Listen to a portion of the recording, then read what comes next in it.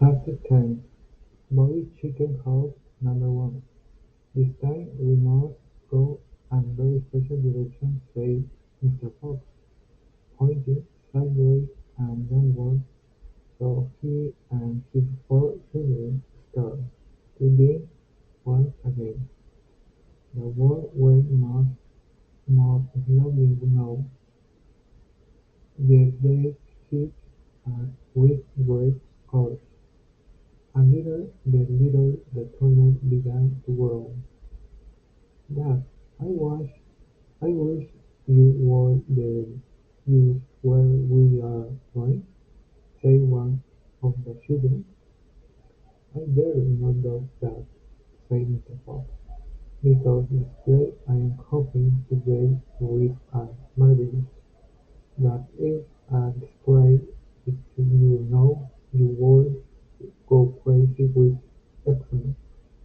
And then, and if we fail to get there, which is very possible, you would die of disappointment. I, I don't want to rise your foot too much, Mr. Darby. Uh, for a long time, they kept on digging. For how long they did not know, because there were no days and no nights down there in the most tunnel. But at last Mr. Fox gave the order to stop. "I think," he said, "we had better take a peek under now and see where we are.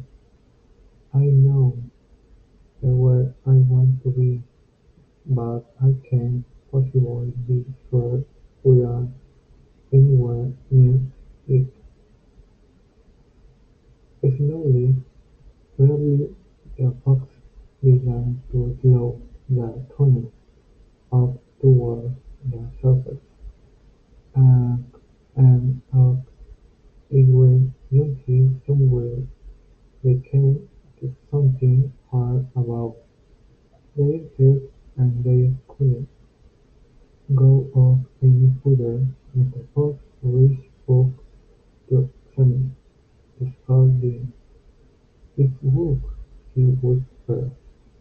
"Wooden plank. What does that mean, Dad?" "It means only I am very much mistaken that we are right underneath somebody's shoes," whispered Mr. Fox. "Be very quiet now while I take a stick." Carefully Mr. Fox began pushing through one of the floorboards. The boy cried was terrible, and they all looked down, waiting for something awful to happen. Nothing did, so Mr. Fox pushed a second board, and then, very carefully, he poked his head up through the gap. His legs up a chunk of cement. Page 40. I'll be on it, he yelled. "I'll be on it first time. I'll be on it, I'll be on it." He, he pulled himself up through the gap in the floor and started praising and dancing with joy. Come on up, he sang out.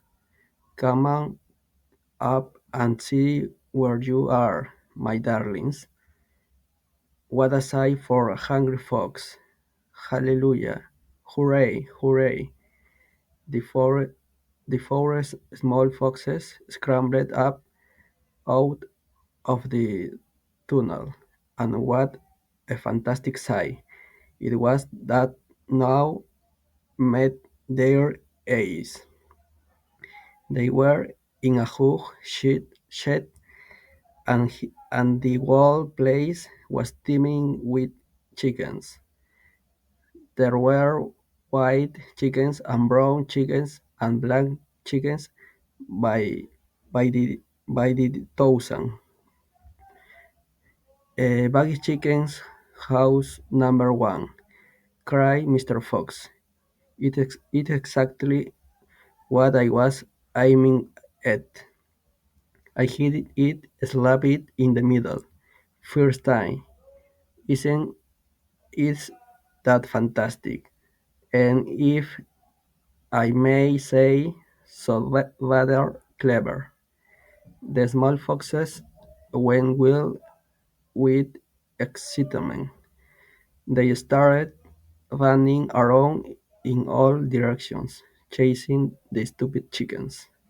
"Wait," ordered Mr. Fox. Don't lose your heads. Stand back. Calm down. Let's do this properly. First of all, everyone have a drink of water."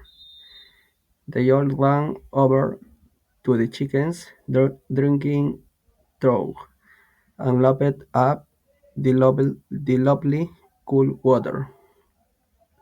Then Mr. Fox chose story of the plumpest hens, and with a clever flick of his house, he killed them instantly. "Back to tunnel," he ordered. "Come on, no fooling around. The quicker you move, the quicker you shall have something to eat." One after another, they clambered down through the hole in the floor, and soon they were all standing once again in the dark tunnel. Mr. Fox reached up and pulled the floorboards back into the place. He did this with great care. He did it so that no one could tell they had ever been moved. "My son," he said, giving the 30 plump hens to the biggest of his four small children, "run back with this to your mother. Tell her to prepare a feast. Tell her the rest of us will be along in a jiffy as soon as we have made a few other little arguments." My name is Xiomara Alonso Perez Ramirez. Chapter 11. A Surprise for Mrs. Foss. The small fox ran back along the tunnel as fast as he could, carrying the seed plump hens. He was exploding, you know. "Just wait, he helped thinking. Just wait, this mommy sees this." He had a long way to run, but it in upon Mrs. Foss. "Mommy," he cried, out of breath. "Look, mommy, look. Wait up and see what I brought." Oh, Mrs. Foss, who was weaker than ever now from lack of food, opened one eye and looked at the hens. "I'm drinking," she murmured, and closed the eye again. "You're not dreaming, mommy. They're real chickens. We're safe. We're not going to starve." Mrs. Foss opened both eyes and sat open quickly. "But my dear child," she cried, "where on the earth?" "Puggy's chicken has number one," explained the small fox. "We tunnel right up under the flocks, and you've never seen so many big fat hens in all your life." And that said to perfect effects. "They'll be back soon."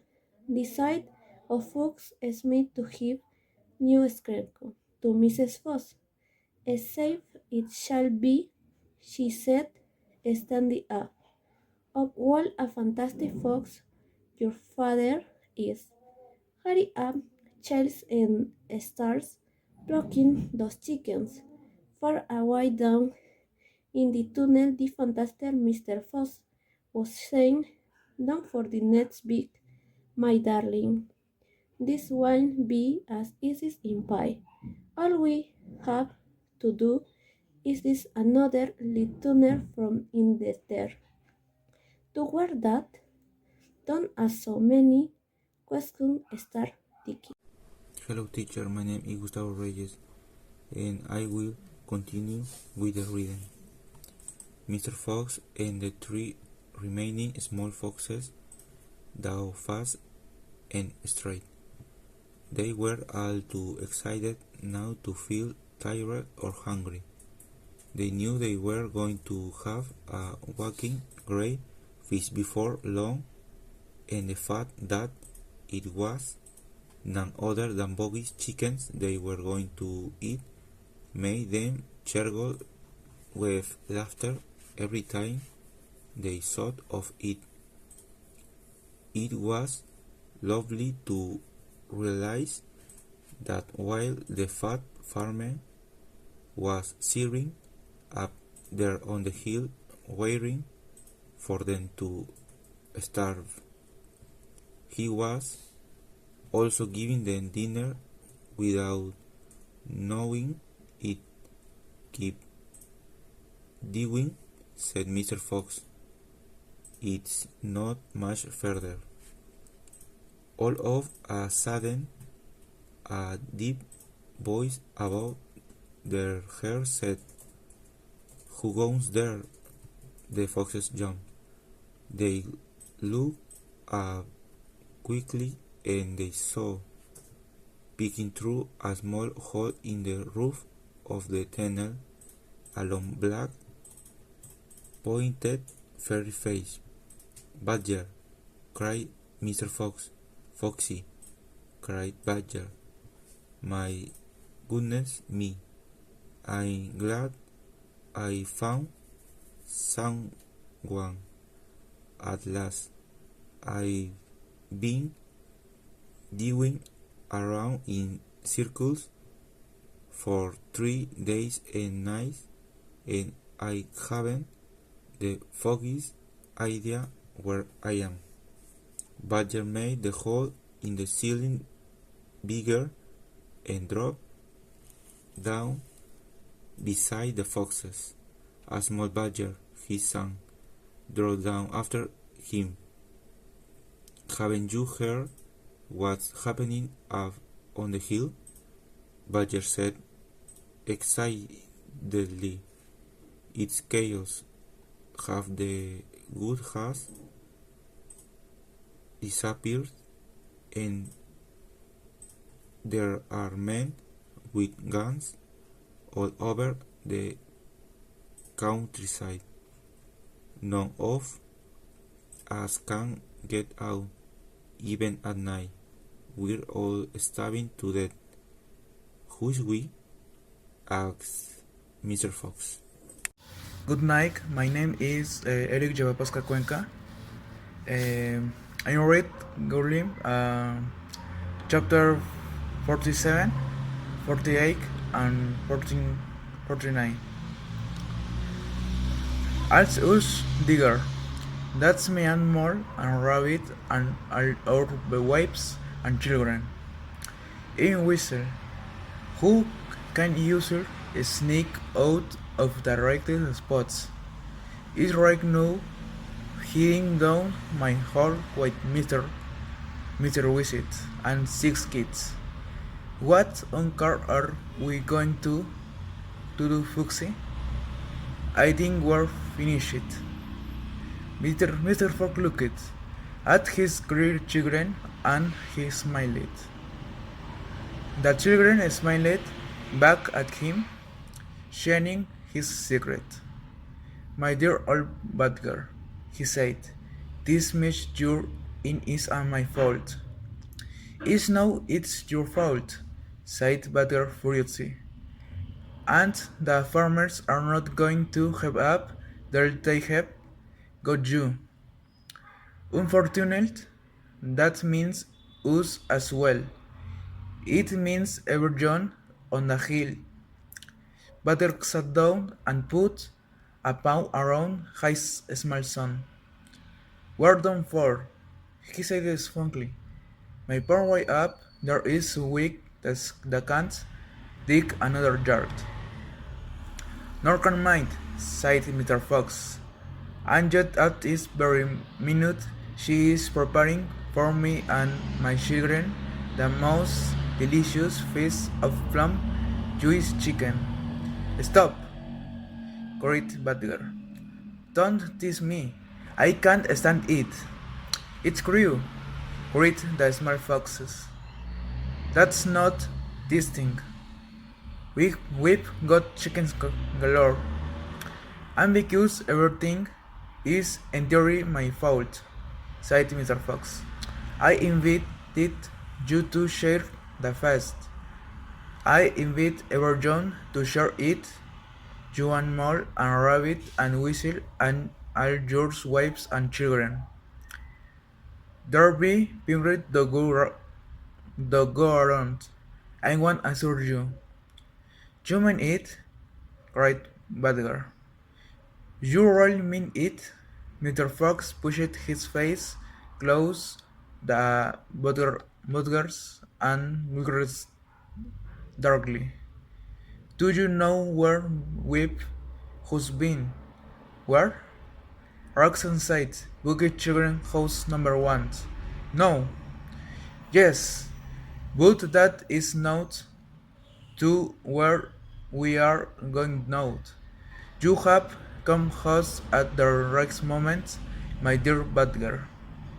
You can help us dig, and in the meanwhile, your small son can roll back to Mr. Badger and all the others and spread the good news.